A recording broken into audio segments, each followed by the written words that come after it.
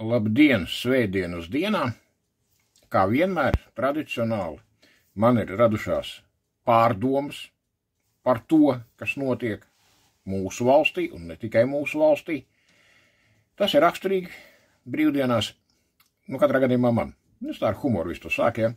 Un tāpēc es esmu nolēmis šīs pārdomas ierakstīt un nodīt līdz jums, cienītie un godātie skatītāji, klausītāji, redzētāji, visi, kuriem ir kaut kāds tagad sakars, kaut vai astrālā līmenī, ar mani, Enāra Graudiņa, Abrenes 19 aizsargu pulku komandieri, aizsargu pulkvedi.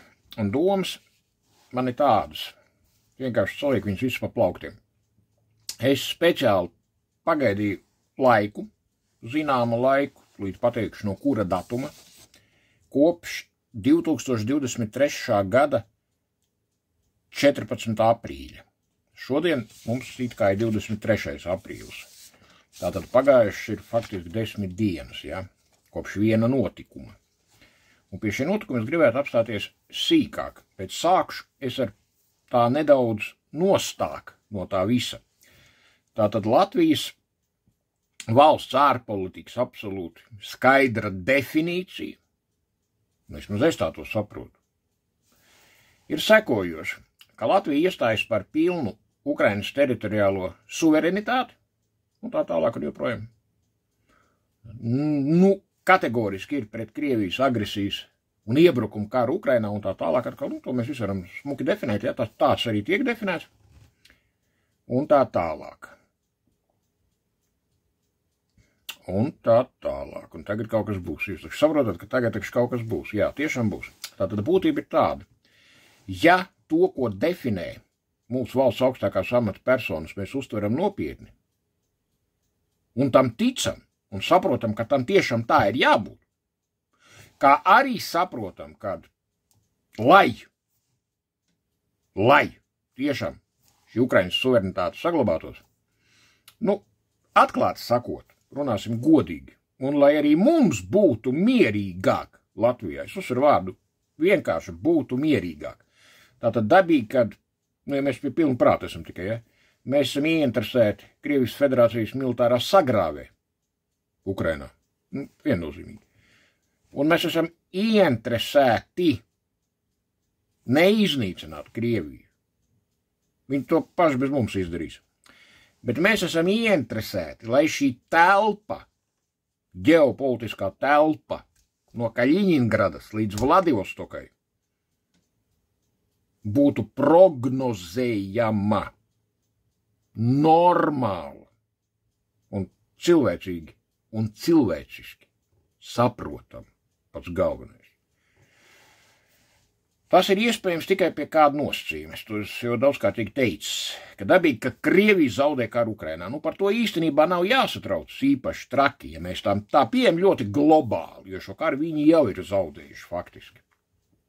Bet ir otrs nosacījums, mīļie cilvēki, un viņš ir daudz, es teikšu, pat nopietnāks.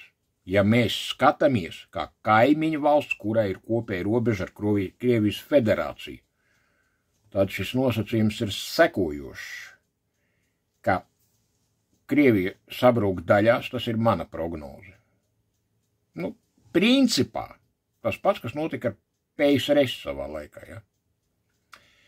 Un tas, kas tur izveidojas, tur kaut kas izveidosies. Viennozīmīgi. Nē, dabīgi, ka kaut kas arī savāks to, kas ir bijis iepriekš nozakts. Vienkārši nozakts, kā piemēram Abrenes teritorija. Par to mēs parūpēsimies. Kaut vai kaut kāds cilvēku kopums, kuri par to parūpēsies, bet tur vēl ir daudz jautājumu gan par Somijas teritorijām, Ķīnas un tā tālāk. Ja? Bet tagad nav runa par šo te. Runa ir par to, ka mēs, ja mēs tiešām esam normāli, saprātīgi domājoši cilvēki, tad mums ir jābūt par to, ka Krievijā šī vara, kura šodien ir pie varas, kura ir pie varas, tiek likvidēta vienkārši. Tur dažādas metodas formas var būt un tā tālāk, bet viņi tiek likvidēta. Tā ideoloģija tiek likvidēta. Un tas, kas tur izveidojas, ir kaut kas tāds, kad arī šeit Latvijā mums īpaši galva nesāp un nav jāstraucas par to, ka kaut kādā dienā te var dabūt ar raķeti vienkārši Rīgas centrā. Kā tas var notikt? Lai šis otrs faktors bez Krievijas militāro zaudējumu Ukrainā notiktu, vispār notiktu, ir jābūt kaut kādām struktūrām, sistēmām, kuras nomaina iepriekšējo politisko varu. Savādāk vispār nav iespējams. Tagad pāriem konkrēti. Es atkal nežēloju savu printeri. Nē, tas man drīz beigsies, tas ir 100 punkti. Es izdrukāju ārā šādu lietu no interneta. Viņi krievu valodā, bet viņi ir arī angļu valodā. Pamat dokuments ir vispār angļu valodā, tas ir krieviskais tulkojums. Un šis dokuments ir parakstīts 14. aprīlī 2023. gadā. Norādītas vietas, kur viņš ir parakstīts. Londona un Viļņus.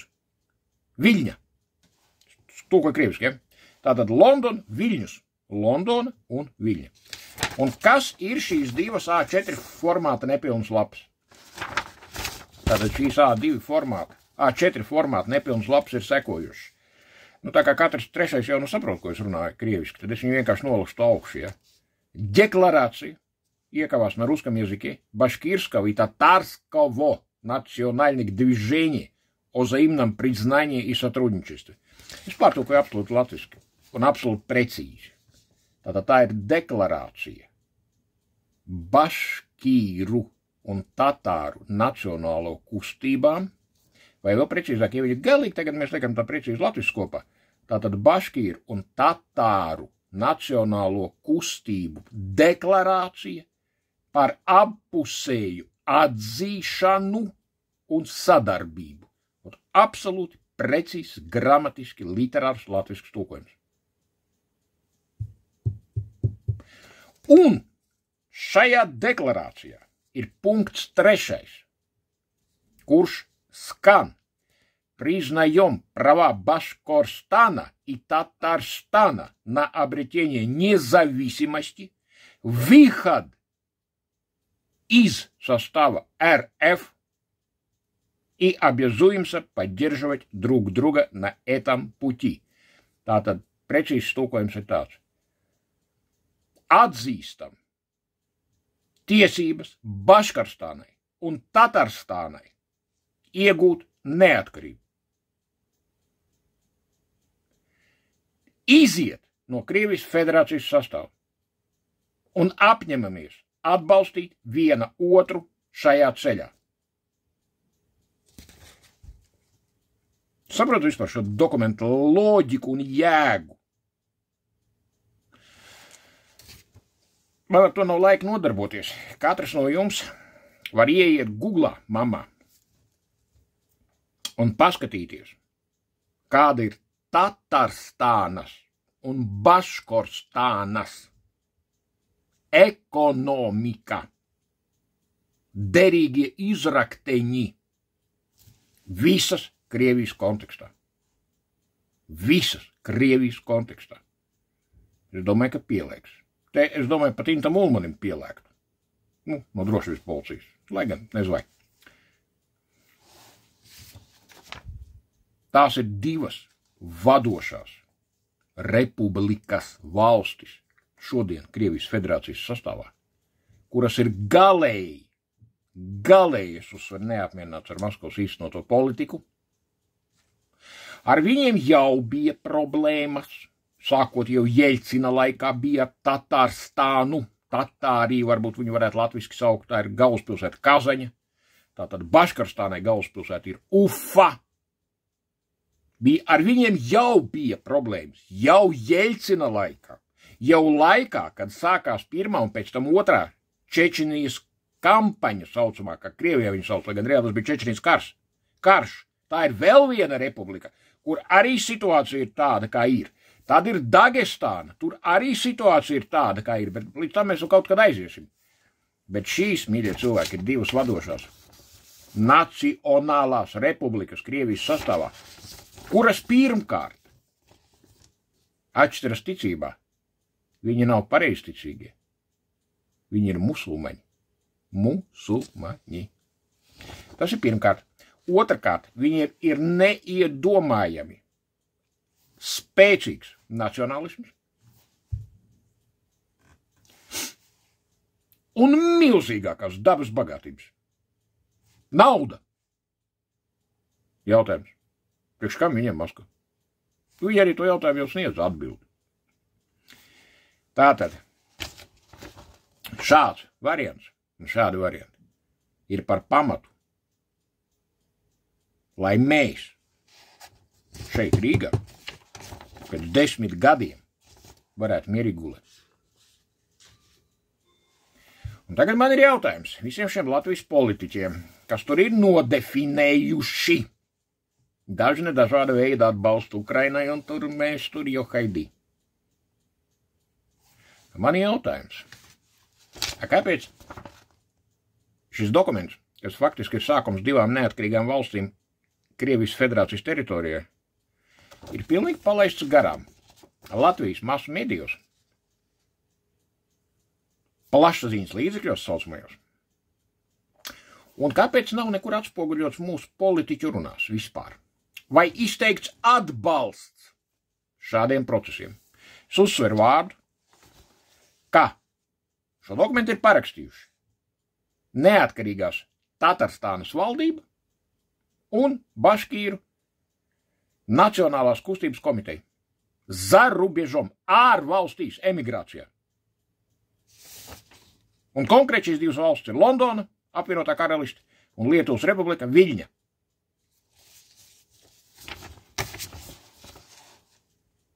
Tad es gribētu saprast, tad mūsu valsts augstākās amata personas, sākot ar valsts gribi priekšgalā. Tad par ko jūs esat, ko jūs atbalstat vispār? Tikai tagad nevajag te kaut ko tā, kad mēs te to nezinājām, palaidām garām, jo Graudiņš nebija pateicis, ka notiek šāda lieta, ka tur jau 2 valstis faktiski veidojas jau ārvalstīs ir valdības emigrācijā un tā tālāk. Ka mums par to nojēgas nav. Nu, ja jums nojēgas nav, tad man jautājums, kādu vēl pēc jūs vispār tajos amatos sēžaties? Sēžaties. Un gribat pats trakākais sēdēt tālāk. Saprotat, mīļie cilvēki, ko es gribu teikt? Tas viss ir baigi sūdīgi, reāli. Tas ir ļoti sūdīgi. Bet tas viss ir pilnīgi normāli. Tas ir absolūti normāli. Jo kādā veidā varētu atbalstīt Latviju šādu kustību vai kustības. Tūlīt mēs līdz tam aiziesim. Tikai nevajag stāstīt, ka naudas nav, ja? Tātad tagad variants ir tāds. Es nesaku te kaut ko, es vienkārši dodu faktus un gadus. Un pārējo esat tik laipni. Paši savās galvās saliekat kopā.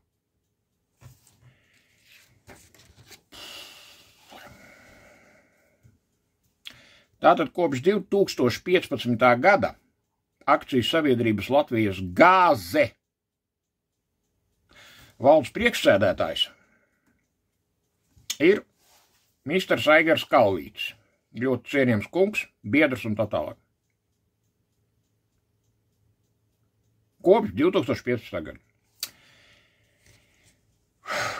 Bet tieši Aigars Kalvītis bija tas, kas Latvijas valsts vārdā, ja tā var nosaukt, 2007. gada 27. martā parakstīja Latvijas Republikas un Krievijas federācijas līgumu par Latvijas un Krievijas valsts robežu. Vienkārši uzdāvinot Abrenes teritoriju Krievijai. Nu tā, sanāca. Kas ir? Es tā vienkārši runāju galīgi neliterāri. Kas ir Latvijas gāzes akcionāri? Nē, tomēr tas ir speciāli priekš Intu Ulmaņi. Tur ir problēmas, ja? Tātad Latvijas gāzes lielākie akcionāri ir Krievijas Gazprom 34%. 34%. Vācijas kompānija viena. Un vēl tur viens fonds. Nu, vācieši tie no štāzi, es tā domāju, ka tas ir es tā domāju. ka no štazi. Nu, labi, ok. Bet es tā domāju, tas domāt var jebko. Un atbilstoši satversmē man ir tiesības savas domas izlikt arī publiskā telpā. Nu, ja? Es jau to nesniedzu kā juridisku apgalvojumu. Un tādai kompānijai, ko sauc Itera Latvija, tiem pieder 16%. Nu, Itera Latvija, kā lai noteiktu tā, lai tā kā nerastos nekādas seksnes, es domāju, ka jūs saprotat, pa ko es runāju vispār. Manā izpratnē, vai nu tas nams stabils stūrī, vai Itera Latvija, tas vispār viss viens un tas pats. Nu, pilnīgi viens un tas pats. Nu, jūs sapratāt. Tātad, ja saliek kopā šos 16 un 34, tad man liekas, es esmu augstāko matemātiku mācījies. Nē, pilnīgi nopietni, es esmu mācījies augstāko matemātiku. Nopietni. Un, ja saliek kopā 16 un 34, tad man sanāk 50.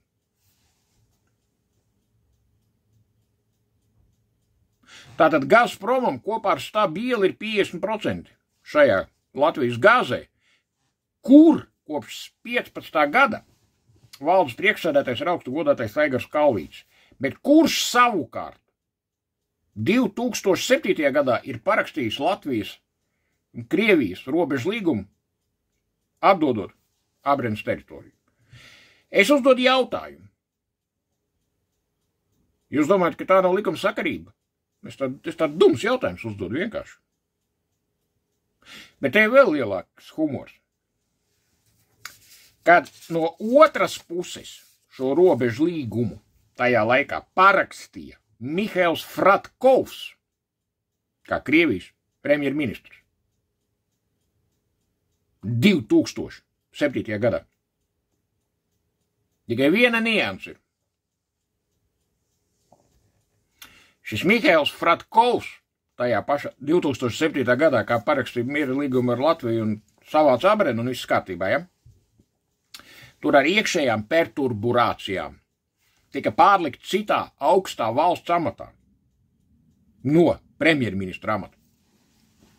Un zināt, kur viņš nokļuva?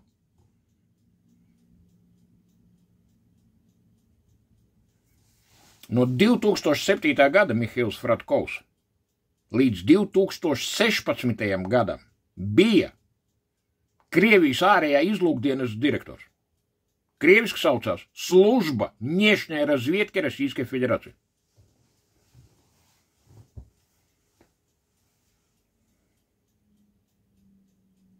Tātad 2015. gadā, kad Aigars Kalvītis nonāca Latvijas gāzes valdes priekšsēdētāja krēslā, Krievijas ārējo izlūkdienestu Služba Внешней разведки Российской Федерации vadīja Mihails Fratkovs, ar kuru viņš 2007. parakstīja Latvijas robežu līgumu.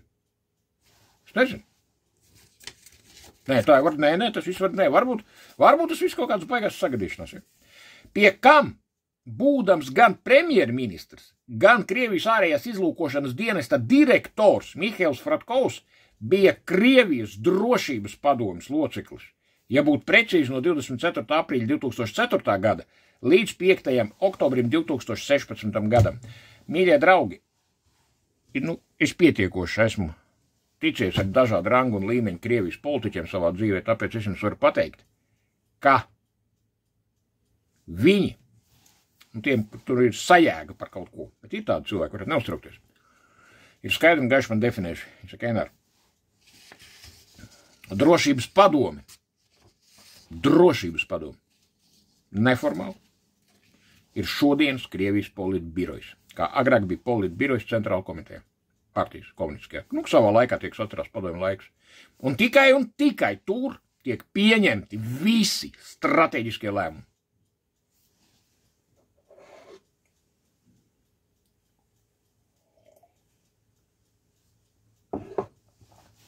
Starp citu, karš, vēl precīzāk Krievijas iebrukums Ukrainā un uzsāktā Ukrainas teritoriju okupācija, lēmums tika paziņots Nacionālās drošības padomes sēdē, kuru translēja uz visu pasauli. Jūs saprotat, ko es vispār jums vēlos pateikt?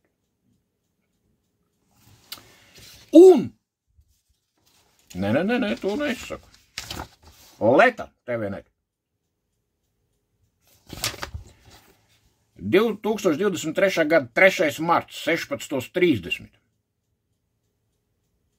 Latvijas gāze koncerna neto apgrozījums pērn bija 689,752 miljonu eiro, kas ir par 31,3 vairāk nekā 2021. gadā. Bet koncerna neto peļņa pieauga 12,1 reizi. Līdz 39,073 miljoniem eiro. Teikts uzņēmuma paziņojumā biržai Nasdaq Rīga. Kompānija norāda, ka Latvijas gāzes apgrozījuma pieaugums saistīts ar augstākām dabas gāzes pārdošanas cenām. Es to pārtulkoju, mīļie cilvēki. Tātad, kad sakarā ar Ukrainas krīzi un konkrētu Krievijas valsts kompānijas Gazprom darbību tika pilnībā izkropļots viss gāzes tirgus un cena uzlēca tur, kur vispār viņa ne pēc kādiem makroekonomiskiem modeļiem nevar atrasties. Tad šo te es vienkārši saku parastā tautas valodā, tā kā es runāju kādreiz savu laikā ķēpinēm sunžos. Tad šito peļņu velns ar ārā 12 reizes ir nodrošinājuši Latvijas iedzīvotāji. Vienkārši bezjēgā pārmaksājot par faktisko dabas gāzes tirgus vērtību. Es arī tajā skaitā. Mēs visi šito esam uztaisījuši un samaksājuši Krieviem. Krievijas federācija, ne jau tautībai.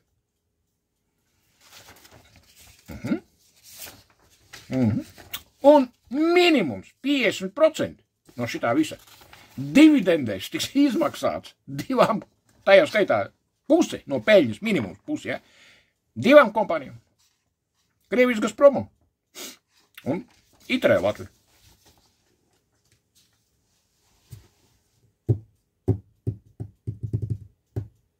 Normāli. Nē, baigi normāli. Pareizi, ne? Un pilnīgi oficiāli tiek paziņots, ka nav nekādu šķēršļu juridisku, startautisku, ekonomisku un vēl zin kādu. Lai, piemēram, Gazproms nesaņemt šeit dividendus.